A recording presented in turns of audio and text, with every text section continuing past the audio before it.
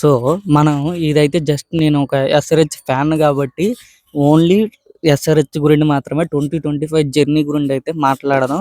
నాకైతే 2025 వాళ్ళు వెళ్ళగానే ఎలాగ ఆడారు, ఎలాగ చేశారు అన్నది కన్నా, నాకు కొన్ని కొన్ని ఫ్యాన్ మూమెంట్‌లయితే భలే తగిలాయి. దాని గురిండయితే చెప్పుకుంటూ, రీక్యాప్ చేసుకుంటూ 2025లో ఎలాగ ఆడొచ్చు అన్నదైతే మనం ఒకసారయితే చూద్దాం. యాక్చువల్‌గా 2024లో మనోళ్ళంటూ ఒక స్టాండర్డ్ సెట్ చేశారు చూడు, ఆ స్టాండర్డ్‌కి నెక్స్ట్ ఎలాగైనా పక్కాగా కొడతార్రా 300 అనుకున్న టీం ఏదైనా ఉంది అంటే అది ఎస్ఆర్హెచ్.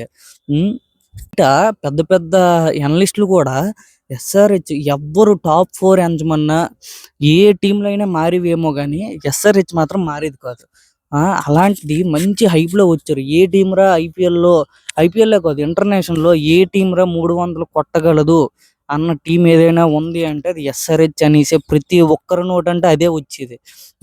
ఇన్ కేస్ వాళ్ళు కొట్టినా కొట్టకపోనే, కానీ వాళ్ళకి ఏ టీంరా కొట్టగలదు అనడానికి ఫస్ట్ స్ట్రైక్ అయిన టీం ఏదైనా ఉందంటే అది మన ఎస్ఆర్హెచ్. ఆల్రెడీ 300 కొట్టిన టీం ఉంది, ఏది ఇంగ్లాండ్ ఉంది.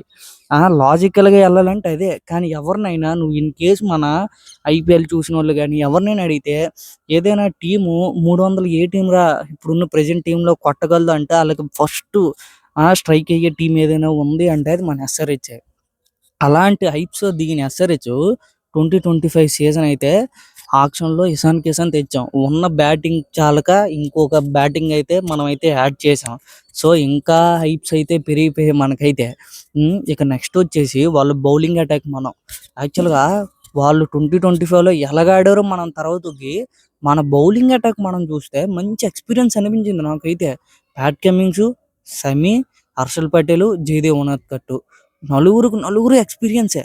సమీ గుజరాత్కి 2024లో ఆడలేదు కానీ 2022, 2023 ఎలాంటి ఫామ్లో ఉన్నాడో సమీ మనందరికీ తెలిసిందే. సమీ గుజరాత్కి పవర్ ప్లేలో ఎలాంటి స్టార్ట్లు ఇచ్చేవాడు, వికెట్లు తీస్తూ డెత్ ఓవర్లో అలాగే వేస్తూ సమీ ఒక మెయిన్ బౌలర్ కింద తయారయ్యాడు. మనకు పక్కలేని బాధ ఏటి, ఈ మామూలు భువనేశ్వర్ కుమార్ని మనం కొనలేకపోయాము, వెళ్ళిపోయారులే అనుకున్నాం. కానీ ఆక్షన్లో ముందు మహమ్మద్ సమీ రావడం వల్ల మహమ్మద్ సమీని మనం తీసుకున్నాం. నాకు అప్పుడే అర్థమైపోయింది ఆక్షన్లోనే, మహమ్మద్ సమీని ఎప్పుడైతే తీసుకున్నారో వీళ్ళు ఫిక్స్ అయిపోయారు, భువనేశ్వర్ కుమార్ని మ్యాక్సిమం ఒగ్గేస్తారు, మరి తీసుకోరు అనేసి నేను ఫిక్స్ అయిపోయాను. కానీ భువనేశ్వర్ కుమార్ అంటే ఎక్స్పీరియన్స్, మనకి ఎంత బాధ ఉన్నా భువనేశ్వర్ కుమార్ లాంటి ఎక్స్పీరియన్స్ ప్లేయర్నే సమీని అయితే వాళ్ళు తీసుకొచ్చారు. మనమైతే సమీ మీద మంచి ఆశల మీద ఉన్నాను నేనైతే. మ్యాక్సిమం కమ్మింగ్స్ ఎలాగైనా నీట్గా వేస్తాడు, హర్షల్ పటేల్ నీట్గా వేస్తాడు.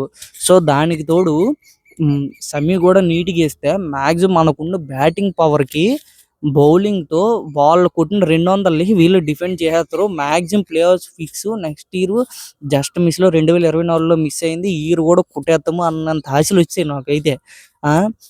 ఇక నెక్స్ట్ వచ్చి మనకు మెయిన్ కన్సర్న్ ఏదైనా అంటే ఆక్షన్ 2025 ఆక్షన్లో మనం ఒక జెన్యూన్ స్పిన్నర్ని అయితే తీసుకోలేకపోయాం. అదొక్కటే మనకు బాధ అనిపించింది. కాకపోతే మన టాప్ 5 చూస్తే ప్రతి టీంకి పడిపోయేది అలాగా. అంటే చెప్తే బయట టీంలు వాళ్ళు ఏదో ఒకటి అంటారు కాబట్టి నేను ఇంకా చెప్పట్లేదు ఆ పదం. మనకు తెలిసిందే, వాళ్ళకు కూడా తెలిసిందే 2025లో ఎస్ఆర్హెచ్ బ్యాటింగ్ చూస్తే ఎలా ఉండేదో వాళ్ళకి తెలిసిందే. ఎందుకంటే మనం ఫస్ట్ గేమే మనం ఎక్స్పీరియన్స్ చేసాం. లేక అది మధ్యాహ్నం గేము నీట్గా ఉప్పల్లో తార్ రోడ్ వేస్తారు. దానికి తోడు మనకి ఇక్కడ దొరికింది ఫస్ట్ బ్యాటింగ్. అందుకున్నారు ఇక్కడ ఒక్కడు తర్వాత కొట్టడం వచ్చిన ఇక అభిషేక్ శర్మ, ట్రావిస్ హెడ్ అందుకున్నారు.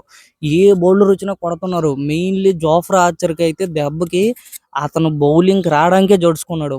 ఐపీఎల్ స్టార్టింగ్లోనే తనకైతే కెరీర్లో హైయెస్ట్ ఫిగర్ని అందుకున్నాడు. 75, 76 ఇచ్చాడు జోఫ్రా ఆర్చర్. ఇక ఏమో పోన్లే అభిషేక్ శర్మ అయిపోయాడంటే ఇంకోడు వచ్చాడు ఇషాన్ కిషన్. అప్పటి వరకు ఇషాన్ కిషన్ ఎలాగ ఆడుతాడా అని అనుకున్నాం.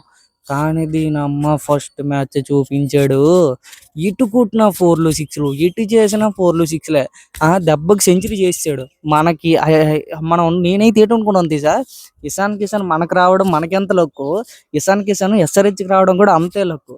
ఎందుకంటే ముంబైలో ఉన్నప్పుడు ఒకసారి అయితే 99 మీద అవుట్ అయిపోయాడు, 96 మీద అవుట్ అయిపోయాడు, సెంచరీ అవ్వలేదు. ఇన్ని రోజులు బట్టి తను ఐపీఎల్ ఆడినా సెంచరీ అవ్వలేదు. కానీ ఒక్కసారి ఎస్ఆర్హెచ్కి ఎప్పుడైతే వచ్చాడో వచ్చిన ఫస్ట్ మ్యాచ్లోనే మన బ్యాటింగ్ స్టైల్ అయితే ఎలాగైతే అడాప్ట్ చేసుకున్నాడో అదే స్టైల్లో ఆడడము, సెంచరీ చేయడము, తన కెరీర్‌లో ఒక మైల్ స్టోన్ తీసుకోవడము అన్నీ జరిగిపోయాయి. పైగా ఎస్ఆర్‌హెచ్‌కి ఫస్ట్ సెంచరీ చేసింది ఇషాన్ కిషనే, ఒక ఇండియన్. అలాంటిది నేనైతే చాలా ఫస్ట్ మ్యాచ్ చూసి ఇక నా మామూలుగా లేదు. ఇక క్లాసన్ వచ్చి కొట్టాడు, అనికేత్ వర్మ వచ్చాడు, 2 సిక్స్‌లు కొట్టాడు, నితీష్ కుమార్ రెడ్డి వచ్చి కొట్టాడు. ఇకన ఎవ్వరు కొట్టలేదు అని లేదండి. ఐపీఎల్‌కి హైయెస్ట్ 287 కొట్టాడు. మన స్కోర్ కార్డ్ చూస్తే ఒక్కొక్కళ్ళది కూడా 200 కన్నా స్ట్రైక్ రేట్ తక్కువ లేదు. మనం అప్పుడైతే కామెంటేటర్లు కూడా మంచి ఫన్నలు పేలేవి. మా టీంలోకి రావాలంటే రిక్వైర్మెంట్స్ మినిమం 200 స్ట్రైక్ రేట్ ఉండాలి అనేంత తీరులోనే ప్రతి ఒక్కరు ఆడారు. సో ఫస్ట్ మ్యాచ్లో మనం బ్యాటింగ్ సూపర్గా ఆడేసాం, దొల్లగొట్టేసాం. ఐపీఎల్కి హైయెస్ట్ రన్ చేసాం. సో ఇక్కడ బౌలింగ్ వచ్చింది. బౌలింగ్లో స్టార్టింగ్లో అతను ఎవరతను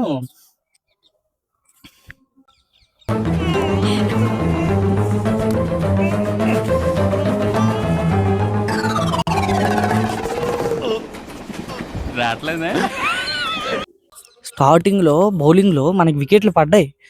తర్వాత ఏమో ధ్రువ్ జురేలు, రియాన్ పరాగ్, హెట్మేర్ కొట్టడం మొదలెట్టారు. అక్కడే నాకు అర్థమైపోయాయి మన బౌలింగ్ తేలిపోయింది. మనం ఇక్కడ గెలాలి అంటే పక్కాగా బ్యాటింగ్లో 200 ఎంతో కొట్టాలి. మినిమం ప్రతి మ్యాచ్ 200 దాటితే కానీ మనం దేకలేము అని నాకు అర్థమైపోయింది. ఇక నెక్స్ట్ వచ్చేసి లక్నోతో పడ్డది. నేనైతే ఆల్రెడీ వాట్సాప్లో తయారు చేయడానికి మీరు చూసారా, అప్పుడు 2025లో ఫస్ట్ మ్యాచ్ అయ్యాక ఎస్ఆర్హెచ్కి వీళ్ళందరూ టెర్రరిస్ట్ నా కొడుకులు సార్ అనేసి ఒక మీమ్ వచ్చేది. నేనైతే ఆ మీమ్ కూడా సేవ్ చేసుకున్నాను. ఎందుకంటే మనకైతే ఉన్న బ్యాటింగ్ పవర్కి లక్నో 2024లో ఆడిన ఆటకి ఇప్పుడు వాళ్ళకున్న బౌలింగ్ అటాక్కి పొంతం లేదు. పక్కా మనం కొడేద్దాం, లాస్ట్ మ్యాచ్ మిస్ అయింది, ఈ మ్యాచ్ ఒక రన్ ఫెస్టే చూడొచ్చులే అనేసి అయితే నేను అనుకున్నాను. కానీ దానమ్మ లక్నో అయితే ఏమన్నా హోంవర్క్ చేసిందన్న, ట్రావిస్ హెడ్కి, అభిషేక్ శర్మకి మినిమం విత్ ఇచ్చేవారు కాదు. ఓన్లీ బాడీకి అటాక్ చేసేవారు. కనీసం కొట్టలేకపోయారు, బాగా ఇబ్బంది పడిపోయారు. మీళ్ళు అభిషేక్ శర్మ అయితే ఇంకా ఇబ్బంది పడిపోయాడు. ట్రావిస్ హెడ్ వీళ్ళిద్దరూ మీరు బాగా అబ్జర్వ్ చేసావా, వీళ్ళిద్దరూ మనం ఎప్పుడు ఏంటంటాం, వీళ్ళిద్దరూ పవర్ ప్లే వరకు ఉంటే చాలు గేమ్ ఎండ్ అయిపోద్ది అన్నామా. కానీ మీరు లక్నో మ్యాచ్ స్కోర్ కార్డ్ చూస్తే వీళ్ళిద్దరూ పవర్ ప్లే వరకు ఉన్నారు, కానీ 46 కొట్టారు. 40లో అంటే 46 అంటే 46 ప్లస్ 46లోనే కొట్టారు. అలాంటిది వీళ్ళిద్దరూ ఉన్న స్కోర్ పరిగెట్టలేదు. థియేటర్ ఇది ఇలా బౌలింగ్ చేస్తాను రీలు అనుకున్నాం. పోనీ ఎంతో కొంత కష్టపడి ఒక 180, 190 అలా కొట్టాం. ఇక నెక్స్ట్ ఏమో వాళ్ళు వచ్చారు బ్యాటింగ్కి. మన దరిద్రం చూడు, వాళ్ళందరూ మన ఎస్ఆర్హెచ్ ప్లేయర్లే. మార్కరం కొట్టడం మొదలెట్టాడు, మిచెల్ మార్క్స్ కొట్టడం మొదలెట్టాడు. ఫోన్లో వికెట్ తీసాము అనుకునేసరికి ఏమో 4 రన్ గడు వచ్చాడు, కొట్టడమే మ్యాచ్ వన్ సైడ్ చేసి దిబ్బాడు. ఆడి తర్వాత ఏమో మనం ఎప్పుడు నిండు దాచుకొని వచ్చాం అబ్దుల్ సమద్ గారిని. మనకి కొన్ని మ్యాచ్లకి ఒక్క మ్యాచ్ అలా ఆడింది లేదు, కానీ లక్నోకి మాత్రం సితగొడి చూడు, మాది మన మీద కొడి జరగ నాకు అయితే గొప్ప బాధేసింది. తర్వాత వరుసెట్టి ముంబైతో 2 గేమ్లు అయ్యాయి. ముంబైతో ఓడిపోయాం. అక్కడికి వెళ్తే వాళ్ళు స్పిన్ పిచ్ ఇచ్చారు, ఇక్కడికి వస్తే మనోళ్ళు కూడా దెబ్బేసి మనోళ్ళు స్పిన్ పిచ్ ఇచ్చి దిబ్బారు. సో అక్కడ పోయింది. ఇక పంజాబ్తో మ్యాచ్. పంజాబ్ ఓపెనర్లు బేకర్ ఫామ్లో ఉన్నారు ఇద్దరు. మెయిన్లీ ప్రియాన్ షారి అయితే ఒకటే పవర్ ప్లేలో డామినేట్ చేస్తూనే ఉన్నాడు. సో అలాంటిది మన దగ్గర ఐపీఎల్ అయితే ఉప్పల్లో అయ్యింది. సో వాళ్ళ మ్యాచ్ అయితే ఇక ఫస్ట్ బ్యాటింగ్ వాళ్ళది, కొడుతున్నారు మామూలు కొడట్లే. 3 ఓవర్లకి 54 నేను చూసాను. ఈ స్కోర్ మాత్రం పక్క నాకు గుర్తు. 3 ఓవర్లకి 54 నో వికెట్ కొడుతున్నారు, మామూలు కొడట్లే. పని అయిపోయిందిరా మనది అది అనుకున్నాను. ఇక మీరు అలా కొడుతున్నారు. మిడిల్ ఓవర్లో బాగా గేమ్ కంట్రోల్ చేశారు. మీరు బాగా చూస్తే శ్రీలంక బౌలర్లే, కమిందు మెండిస్ కానీ లేకపోతే అతని పేరు ఏం పేరు ఇలాగే వేస్తాడు, ఇషాన్ మలింగ అయితే మంచి వరసెట్టి 2 బాల్ శశాంక్ సింగ్కి అలాగే పడ్డది. తర్వాత ఏమో నెహల్ వదేరా కూడా అలాగే పడ్డది.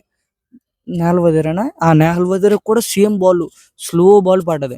తర్వాత శ్రేయస్ అయ్యర్ అప్పటి వరకు బాతున్నాడు. హర్షద్ పటేల్ వచ్చి శ్రేయస్ అయ్యర్ వికెట్ తీశాడు. సో మిడిల్ ఓవర్లు బాగా మనం కంట్రోల్ చేసాం. చాలు ఇక మనం తెలిసి ఒక 220, 210 కొడతారు, మ్యాక్సిమం గేమ్ మనం గెలొచ్చులే అన్ని సోప్స్ ఉన్నాయి. లాస్ట్‌కి వచ్చాడు సమీ వచ్చాడు. ఆ మార్కస్ స్టాయినిస్ గడికి ఇచ్చి దెబ్బాడు. ఫుల్ కొట్టేసరికేమో వాళ్ళేమో 246 రన్‌లు కొట్టేసారు. ఆహా! మనకైతే ఒకటే మీమ్‌లు ఇకన అయిపోయాక. పాములు పట్టేవాడు పాము కాటుకే చచ్చాడురా అన్నట్లు మనం ఉప్పల పిచ్‌లో మన తార్ రోడ్డు మీద మనమే కొట్టించుకున్నాం. మెయిన్‌లీ సమీ అయితే కెరీర్‌లో సెకండ్ హైయెస్ట్ అంటే జోఫ్రా ఆర్చర్ 76 ఇస్తే సమీ ఏమో 75 ఇచ్చాడు. సమీ లాస్ట్ ఓవర్ మనకైతే దెబ్బేసాడు. వాళ్ళు 246 కొట్టేసారు. మాక్సిమం మరి గెలము వాళ్ళ పంజాబ్ కింగ్స్ వాళ్ళ ఓనర్ అయితే ప్రీతి జంట అయితే మంచి ఆనందం. మన కావ్య పాప ఏమో డల్ ముఖం పెట్టింది ఇక్కడ. మాక్సిమం మరి గెలవ ఈసారి కూడా వరసెట్టి తట్టబుట్ట సర్దేస్తాం. ఇదేదో 2024 ఫ్లూక్‌లో ఆడేసారు అనుకున్నాం. ఇక ఇన్నింగ్స్ అయ్యిందండి. వచ్చింది. స్టార్టింగ్ ఇకన కొడుతున్నారు. నేనైతే అలా చూస్తూనే ఉన్నాను. కొడుతున్నారు. అభిషేక్ శర్మ అది ఇది కొడుతున్నారు. కనెక్ట్ అవ్వట్లేదు. మిస్ఫైర్ అవుతున్నాయి. కాకపోతే నో మ్యాన్స్ ల్యాండ్స్‌లో పడుతూనే ఉన్నాయి. సో మనకైతే బాల్ పైకెళ్తే గుండె జారిపోయేది నాకైతే. ఈళ్ళు ఎక్కడ క్యాచ్ పడతారు ఏదవుద్ది ఏటనేసి. కానీ మెల్లగా కొడుతున్నారు. తర్వాత ఒక నో బాల్ పడ్డదండి. ఆ నో బాల్‌కి వికెట్ పడ్డది. తర్వాత బయటకొచ్చి అప్పటి నుండి మొదలెట్టాడు అభిషేక్ శర్మ. ఒక్క బాల్ కూడా ఫైర్ అయ్యిందే లేదు. వేరు షాట్లు బ్యాక్‌కొచ్చి అటు కొట్టడం, బ్యాక్ సైడ్ కొట్టడం, అటు కొట్టడం, లెగ్ సైడ్ కొట్టడం. మరి గ్రౌండ్‌లో ప్లేయర్స్ ఉన్నా అనవసరం. ఎళ్లి స్టాండ్స్‌లోకి పడ్డమే. దెబ్బకి 136, 144 కొట్టేసాడు. మ్యాచ్ అయితే వార్ వన్ సైడ్ చేసేసాడు. తర్వాత మనం అంత బేకర్ ఇన్నింగ్స్‌లో కూడా ట్రావిస్ హెడ్ కూడా 30 బాల్‌కి ఇన్నిట్లకు 64 ఎంతో కొట్టాడు. అందరూ ఇక నెక్స్ట్ రోజు అయితే మరి మామూలు లేదు. పులి అయితే దోల తీర్చింది పులి ఆ రోజైతే. తర్వాత క్లాసన్ వచ్చాడు, నితీష్ కుమార్ రెడ్డి వచ్చాడు. ఇద్దరు బాగా ఆడారు. అంతా అయిపోయింది కానీ క్లాసన్ లాస్ట్ బాల్‌కి 4 కొట్టాక మన మ్యూజిక్ అదే డీజే ఓడు వేసాడు చూడు రంగస్థలం క్లైమాక్స్‌ది పడిపోయాను ఇకన. దీనమ్మ ప్యూర్లీ ఎమోషన్ కనెక్ట్ అయిపోయాను. ఆడమ్మ రంగస్థలం బీజిఎం వేసేసరికి ఆ ఇన్నింగ్స్ ఆ ప్రెజరు నిజంగా లిటరల్‌గా గూస్ బంప్స్. మ్యాచ్ ఎవరైనా చూసి నాకైతే ఫ్యాన్ మూమెంట్లు ఇలాంటివే కుదిరాయి. బాగా మనం అబ్జర్వ్ చేస్తే లిటరల్‌గా నాకైతే బుల అనిపించింది. దీనమ్మ రంగస్థలం బీజిఎము, ఆ మ్యాచ్ విన్నింగు, వరసెట్టి ఓడిపోవడము, మ్యాచ్ విన్నింగ్‌కి మరి ఇక అస్సల గేమ్ అయితే నిజంగా గేమోళ్ళు ఎలాగాడారో ఆడలేదు కానీ నాకు ఆ బీజిఎం వేసేసరికైతే పడిపోయాను. మెయిన్‌లీ మీకు చెప్పడం మర్చిపోయాను. మనం ఫస్ట్ మ్యాచ్‌కే ఎలాగా ప్యాట్ కమిన్స్‌కేమో బాహుబలి బీజిఎం. తర్వాత ఏమో మన డీజే వాడైతే ఫుల్ పీక్స్‌లో ఉన్నాడు 2025లో అయితే. అలాంటి ఫ్యాన్ మూమెంట్లు. ఇక తర్వాత ఏమో అన్ని మ్యాచ్‌లు ఓడిపోతూ ఉంటే మనోళ్ళు ఎళ్లి మాల్దీవ్స్‌కి ఎంజాయ్ చేయడము. అదొక బాధ. ఒరేయ్ ఓడిపోతున్నావురా ఇదేంటిది మీ బాధ అనుకున్నాం. ఇప్పుడైతే సమీని బయటన పెట్టారు. ఇషాన్ మలింగాని ఆడిపించడము, జయదేవ్ ఉనాద్కత్‌ని కూడా ప్లేయింగ్ లెవెల్‌లోకి తీసుకొని రావడం మొదలుపెట్టారు. అప్పటి నుండి మనకు టర్నింగ్ అయ్యింది. మనోళ్ళు అడ్జస్ట్ అయ్యారు. ప్రతిసారి అటాకింగ్‌కి పనికిరాదు అనేసి అయితే అడ్జస్ట్ అయ్యారు. చెన్నై ఎళ్లారు. చెపాక్‌లో 15 సంవత్సరాల తర్వాత గెలిచారు. మిగిలిన వరసిటీ లాస్ట్ 5 మ్యాచ్‌ల్లో మనం ఒక మ్యాచే ఓడిపోయాం ప్రతి మ్యాచ్ గెలుస్తూనే ఉన్నాం. మనకైతే ఢిల్లీ మ్యాచ్ ఒకటి మనకు రద్దయిపోయింది మ్యాచ్. అటాక్ వల్ల. లేకపోతే వర్షం వల్ల లేకపోతే ఢిల్లీ వాళ్ళ దగ్గర కూడా మనం గెలిచేద్దాం. ఎందుకంటే అలాంటి బౌలింగ్ పడ్డది. ప్యాట్ కమిన్స్ పవర్ ప్లేలోనే చెలరేగిపోయిండు. సరైన బౌలింగ్ పడ్డది. మనకైతే నాకు తెలిసి మనకు బౌలింగ్ లాస్ట్‌లో మనం ఏం చేయగలము మనకు ఒక ప్లేయింగ్ 11 సెట్ అయింది. అంటే సీజన్ లాస్ట్‌లో ప్లేయింగ్ 11 సెట్ అయ్యేసరికి మనకి సీజన్ అయిపోయింది. కానీ మనం సీజన్ అయితే బాగానే ఎండ్ చేసాం. ఇక లాస్ట్ మ్యాచ్ కేకేఆర్‌కి మనకి 2024లో రివెంజ్ ఉండిపోయింది. ఎందుకంటే 2024లో ఆడిన 2 మ్యాచ్‌లు ఓడిపోయాం. అది కూడా ఒక మ్యాచ్ అయితే బాగా ఫస్ట్ మ్యాచ్ అయితే ఫుల్ పీక్ ఐపీఎల్ చూసాం ఫస్ట్ మ్యాచ్. ఫైనల్ అయితే ఐపీఎల్ చరిత్రలో ఇలాంటి ఫైనలే చూడలేదు మనం. అంత దారుణంగా మనోళ్ళు ఆడారు. మెయిన్‌లీ ఆ ఫ్లయింగ్ కిస్‌లు అది ఇది మంచి పీక్స్‌లో ఉంది. మనకి ఆళ్ళు లేక మనకు బ్యాటింగ్ ఇచ్చారాళ్ళు. తగులుకొండ్రు మనోళ్ళు కొట్టడం. క్లాసన్ అయితే దొల్లగొట్టడం కేకేఆర్‌కి ఫుల్ రివెంజ్ సెట్ చేసాం మనమైతే. కేకేఆర్ ఫ్యాన్స్ ఉంటే ఫీల్ అవ్వకండి. ఎందుకంటే మొత్తం సీజన్‌ని ఎంత హైలో ఎండ్ చేసామంటే స్టాండర్డ్స్ అక్కడ సెట్ చేసినట్లు ఎండ్ చేసాం మేమైతే. 2025. సో 2025లో మనకి మెయిన్ బ్యాక్‌లాస్ ఏటొచ్చింది బౌలింగ్. సో బౌలింగ్ ఎలాగుందిరా అనంటే 2026లో బౌలింగ్ ఎలా పోయిందో 2026లో బౌలింగ్ కూడా అలాగే పోయింది. ఎందుకంటే మనోళ్ళైతే ప్యూర్ మంచి బౌలర్స్ని అయితే తీసుకొని రాలేకపోయారు. ఆ, కానీ ప్రాక్టీస్ మ్యాచ్లు నేను 2 చూశాను. ప్రాక్టీస్ మ్యాచ్లో మనోళ్ళు కొద్దిగా స్ట్రాటజీగా చూస్తున్నారు. Mainly Pat Cummins in case రాకపోయినా, మనం ప్యాట్ కమింగ్స్ వచ్చినప్పుడే మనం మాట్లాడుకుందాం. ఎస్ఆర్హెచ్ కేసి Harshal Patel fix, Pat Cummins fix, Jaydev Unadkat fix. ఇక నెక్స్ట్ వచ్చేసి ఎవరో ఒకరు ఎన్కేఆర్ మనకి బౌలింగ్ వేస్తున్నాడు. ఇక నెక్స్ట్ వచ్చేసి మనకి ఇంకొక మనం కొన్ని యంగ్స్టర్స్ లో ప్రఫుల్ హింగే బాగా వేస్తున్నాడు. తర్వాత సయ్యద్ హుస్సేన్ కూడా చాలా బాగా వేస్తున్నాడు. సో వీళ్ళలో బాగా వేస్తున్నారు. ఇక స్పిన్నర్ల విషయానికి వస్తే మనోళ్ళైతే శివాంగ్ కుమార్ అనేసి ఒక స్పిన్నర్లు కొన్నారు. తనైతే గూగులీ సూపర్ గా వేస్తున్నాడు. నేను చూసాను, 2 చూసాను ప్రాక్టీస్ మ్యాచ్లు. తనైతే బాగా వేసాడు. తర్వాత Zeeshan Ansari pure skill matter.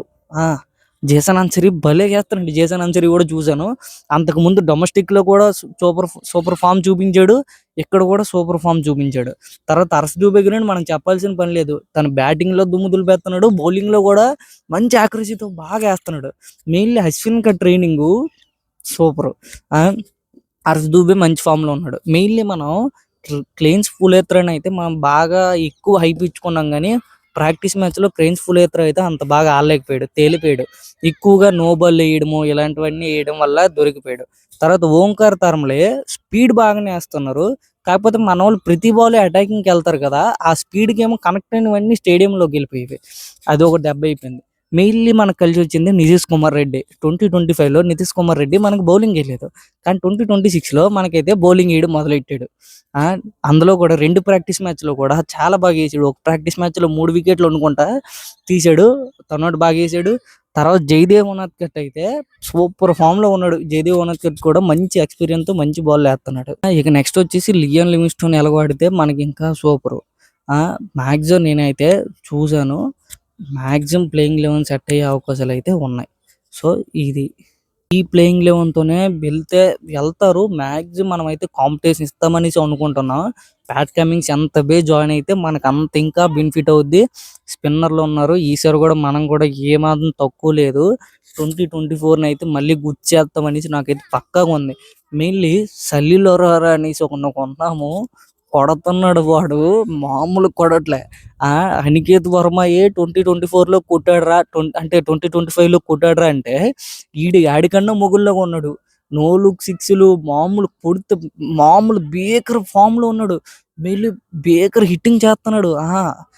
చూసాం కదా, మామూలుగా ఆడట్లేదు సలీల్ అరోరా. మాక్సిమం సలీల్ అరోరా వచ్చేస్తాడు ప్లేయింగ్ 11కి. అనికేత్ వర్మ బ్యాకప్ కిందే ఉంటాడు. నాకు తెలిసి మాక్సిమం ఎస్ఆర్హెచ్ కూడా ఈసారి కూడా మాక్సిమం కాంపిటీషన్ ఇస్తుంది అనేసి అనుకుంటున్నాను. ఆర్సీబీతో ఫస్ట్ మ్యాచ్ ఏడ్ చేస్తారు అనేది అయితే మనం చూడాలి. సో నేనైతే ఈ కొన్ని ఫ్యాన్ మూమెంట్స్ అయితే 2025లో ఎంజాయ్ చేశాను.